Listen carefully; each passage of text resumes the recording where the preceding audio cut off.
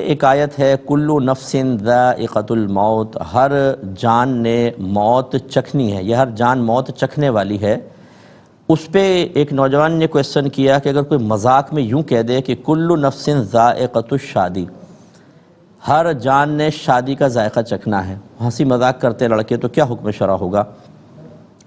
دیکھیں آیات کا اس طریقے سے مذاق اڑانا، ان میں اپنے پاس سے کوئی اس طرح کے الفاظ ذکر کر دینا اللہ کے کلام میں کہ جس سے لوگ ہنسیں اور ایک آیت مذاق بن جائے، یہ کفر ہوتا ہے، اور ایسا شخص دائرہ اسلام سے خارج ہوگا۔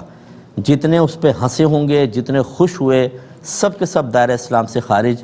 انہیں کلمہ دوبارہ پڑھنا ہوگا جس کو تجدید ایمان کہتے ہیں، اور اگر یہ شادی شدہ تھے تو تجدید نکاح بھی کرنا ہوگا۔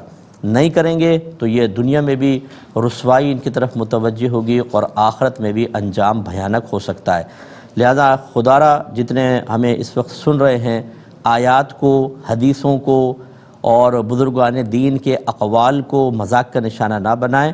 بزرگوں کے اقوال چلیں گے، ان کے اپنے طرف سے اس کے مذاق کرنا، اس کے ساتھ مذاق کے معاملہ کرنا بے ادبی ہے، کفر نہیں، لیکن حدیث اور پھر سب سے بڑھ کر قرآن عظیم، اگر اس میں ذرا بھی مذاق وغیرہ شامل کیا تو اللہ تعالیٰ کی ذات بے نیاز ہے، اس سے ڈرنا چاہیے، ایمان سلب ہو سکتا ہے اور اس کے بعد پھر انجام بھیانک ہے۔